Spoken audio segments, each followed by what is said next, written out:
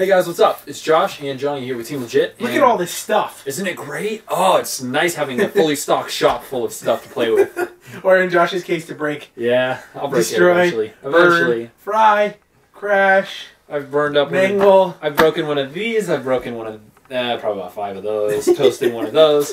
So anyways. What are those? Let's talk about them. Okay, so first off, we're going to be showing you guys some of the FPV transmitters that we typically use. Our personal favorite for the show, or for the team, is the 5.8 gigahertz 600 milliwatt Immersion RC transmitters. These are the workhorse of Team Legit, and they're pretty much the workhorse of everywhere else and everywhere. Everybody uses these things. They're great.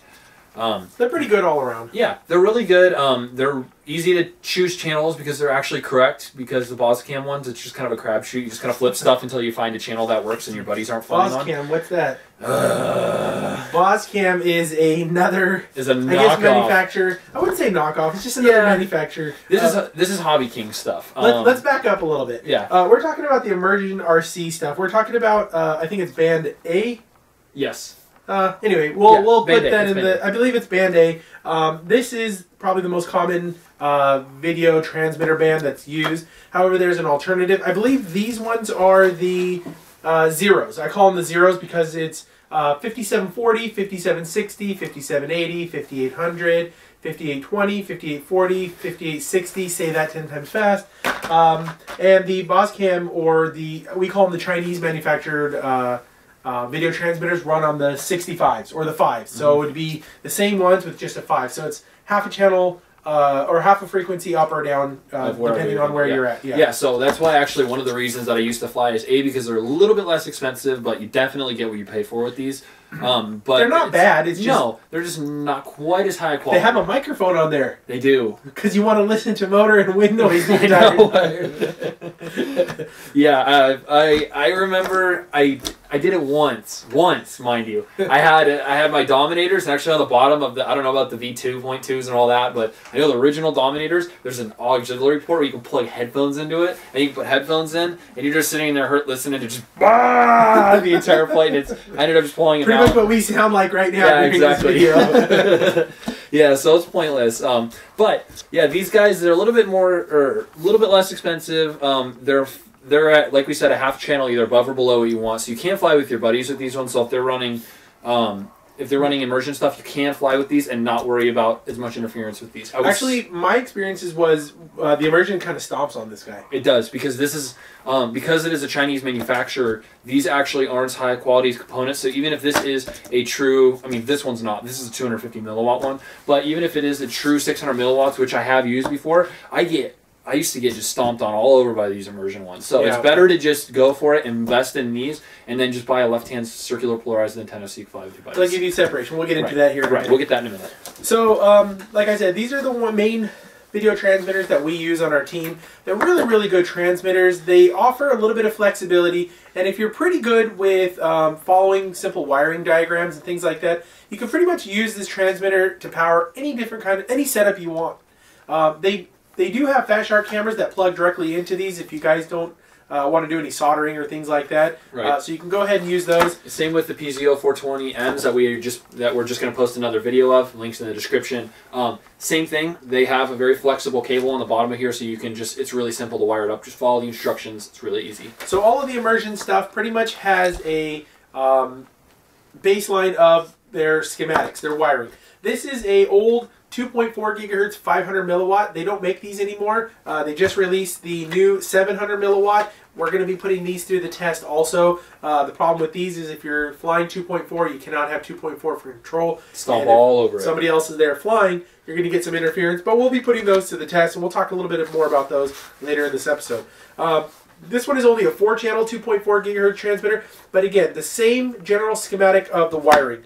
What you get is the first post, or this first point, is your power. The way you power on this transmitter. It's always ground to the outside of the board, then positive. Cool thing about these, the voltage. Yes, these are these things can take anywhere from 2S all the way up to a 4S battery pack, which I have tested and it does work. They're rated from, I think, 6 to 16 volts or yeah, whatever. something like that. So you can run anywhere in between that. And then you can 2S to 6S, 7 to 25 volts. Right, which means on the back of the box. Yeah, exactly. So if you want filtered power, you can also run these through a BEC. It doesn't have to be a 12-volt BEC. You run it through a 5-volt BEC. And it won't adjust anything because it has a power switching power supply, so it isn't affecting your range, anything like that. It's all the same stuff. And from my experiences with these transmitters is generally if you run this off of the flight pack, you don't get too much noise. There's really good filtering on these. I don't think I've ever gotten noise running these straight off the ESC. Have you? I've never had an issue with it. I typically, my favorite setup for these, especially with my mini quadcopters, is go on Hobby King or whatever, find a balance connector, a male balance connector, and then I run all my FPV system off from the male balance connector, same with legit wings, how we do everything. So you run the power off from the main power connector, or the main LiPo. Yeah, the main LiPo, and then you off run this guy off of the balance port, and it also helps keep... because it's a totally separate wiring from the actual pack itself, you won't notice as many issues with like noise filtering. You get the power straight from the battery. Also, another reason why we do that too is sometimes when we're prepping up or getting ready to go, you don't want to have your video transmitter on the ground, warming up and your power consuming from things like that. While everybody else is getting ready. So you just kind of turn on your radio, you make sure everybody's good, no interference, and then we all kind of power on at the same time. So this gives us a little bit of safety for not burning these things up. Getting into burning these things up. It's very easy to do. I'm sure everybody that's getting into FPV, you've probably seen it somewhere or another. Warning sign, do not power these without the antenna. So either if you're running the stock whip or you're running a circular polarized antenna like this one here, do not power these on with the antenna. Now, without the antenna. Without the antenna, sorry. If you plug this in right now, it's not going to explode. You're not going to catch on fire. There isn't going to be sparks or fireworks coming out of it. Just don't run it for long periods of time. If you do a quick power on and realize that it's not there, quickly disconnect your power. Yeah, we've had other people from the team, and they don't know that it will it'll be a couple seconds before stuff starts to deteriorate and starts to ruin things because it's not instantaneous. Right, it isn't instantaneous. So if you were to accidentally hook something up, if you unplug it right away, you'll be fine. We've done it before with my stuff. We've had team members who freak out, like, no, and they're unplugging stuff, and yeah. So either you got to get that whip, or you got to get some other antenna whenever you're testing it. So yeah, that's a little thing on there. All right, so we talked about the power coming in. Let's talk about the power going out. This is a big misconception. A lot of people have fried their video transmitters and then called me and said, hey, what did I do wrong? And I just say, let me see a picture of your setup. For example, this video transmitter on the opposite end gives you 5 volts out. So you got your LiPo powering your transmitter 2 to 6S. Then on the other end of it, it gives you clean 5-volt power. That is to power your camera. For example, this guy right here. Fat Shark makes a complete line of cameras. They've got the Pilot HD. They've got some lower-end cameras, some higher-end cameras. CMOS cameras. CMOS cameras. We personally don't run any of those cameras. We just don't like them. We don't like the way they perform. So we opt out to getting our own personal cameras. PZOs. PZO. So these transmitters offer you 5 volts out. Now, just because your camera only runs on 12 volts does not mean you're not going to be able to run your camera. You can wire them up just parallel with your flight pack. So long as this is getting a 3S power, you can just tap into the power lead. Yeah, this is the new PZO 420M. So these will take anywhere from, just like the transmitters, 2 to 6S. Or 2 to 4S, sorry. Don't run 6S, you'll toast it. But these also have flexibility for that reason. But the older stuff... I think you can run 6S. Oh, no, not 6S, sorry. Well, 4S you can. Yeah. But sorry, guys, I'm a little under the weather today. The older stuff that we run, like the PZO 420H, which is the lighter version of it, or the PZO 420, the standard one, which I've run both. I've destroyed both, and I love both. They actually only take a 12 volt or 5 volt. It's 12 volts, right? 12 volt. Yeah. So only a 12 volt.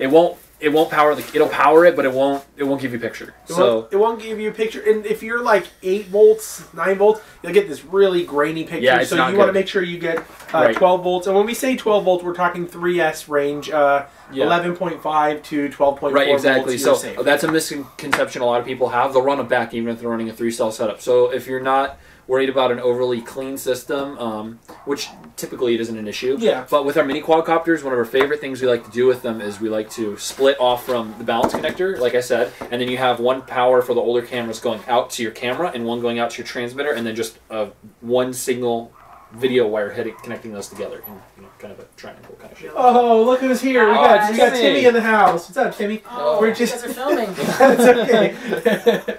We're just ranting. Timmy's coming in to probably pick up some parts or fix some things. Yeah. You can jump in with us. We're talking about immersion transmitters and video gear. Just telling everybody why, and what we like about them and how we like to set them up and whatnot. Right now we're just getting to the SMA connector part. We just touch base on don't power these without your antennas.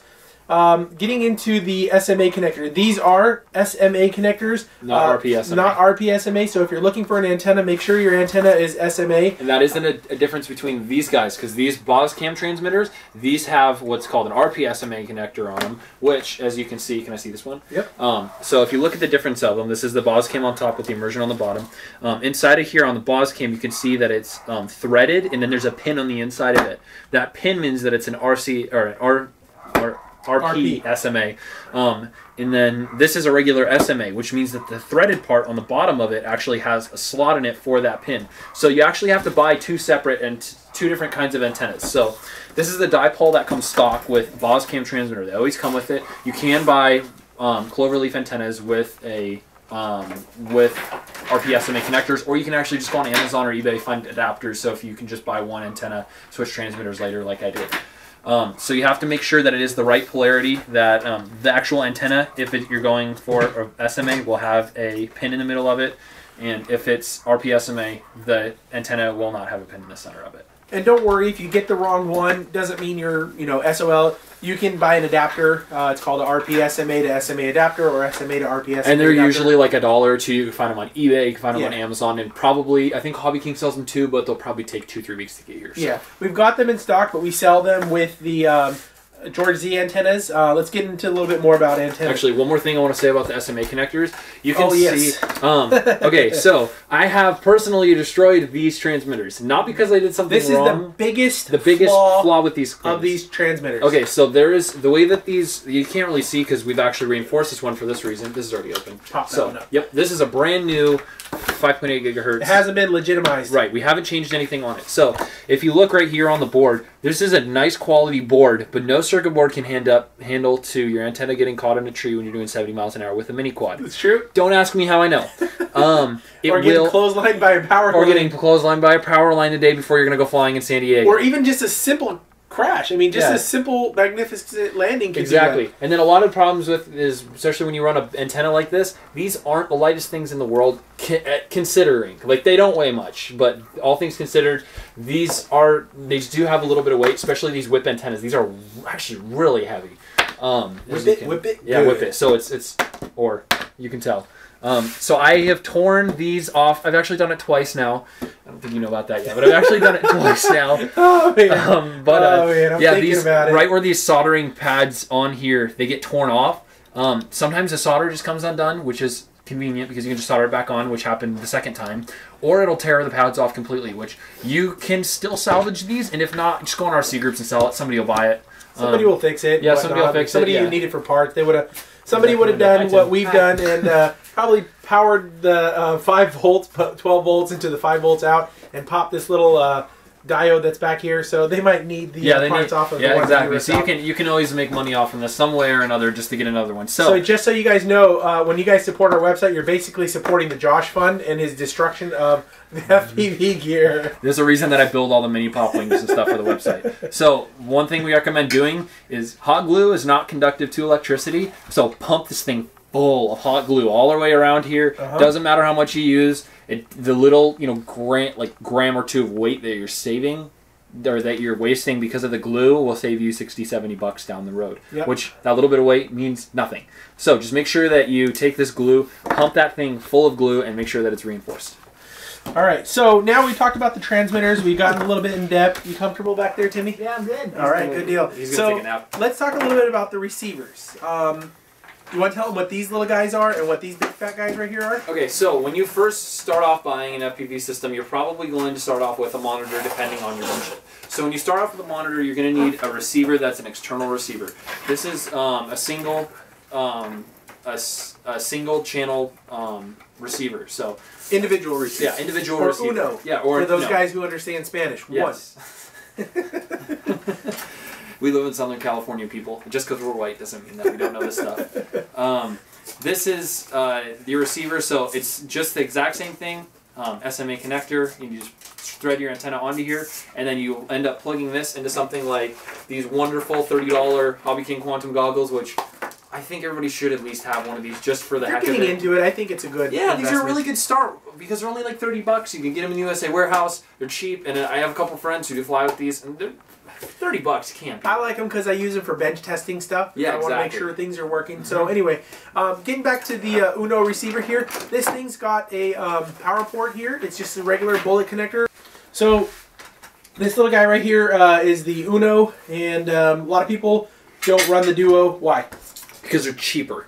The Duo is cheaper? No. The Uno's way cheaper. This is like like a lot of people know. These are actually about 3 times more expensive than this. Trace times more expensive. So this 1 or 2 Unos equal a Trace, but doesn't make sense. Nobody usually runs them. So what a lot of guys usually do is they'll buy 2 Unos to make that dose, right, and then they'll plug it into a video diversity system, and then they can have that diversity. We don't usually fly with diversity. Yeah, usually we can stay focused long enough to say, oh, we're going to do a long-range flight, or we're going to be chasing squirrels around my house with usually, when we set up where we're going to fly, we'll set up, say, perhaps here, and our flight path will be generally in this area. We'll fly over us a little bit. So we use these guys. What are these guys? The circular polarized antennas? From George Z. George Z. George Z is a guy on our C groups that sent me a set of antennas, and I really, really loved them.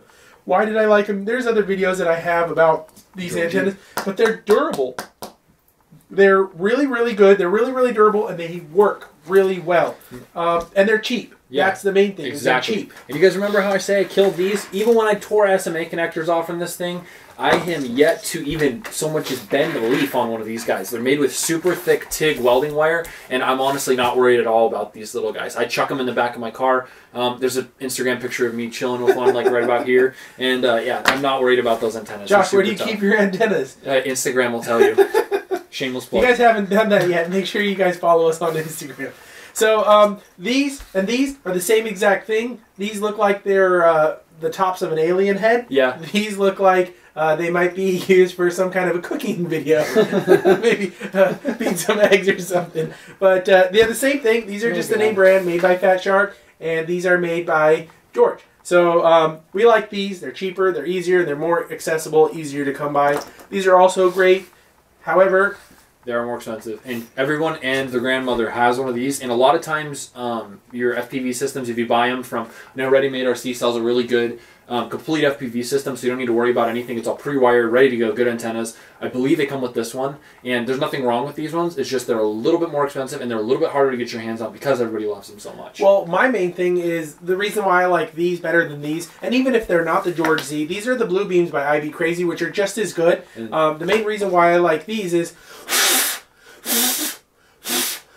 these pass wind a little bit better. Sorry, there's a smell in here now.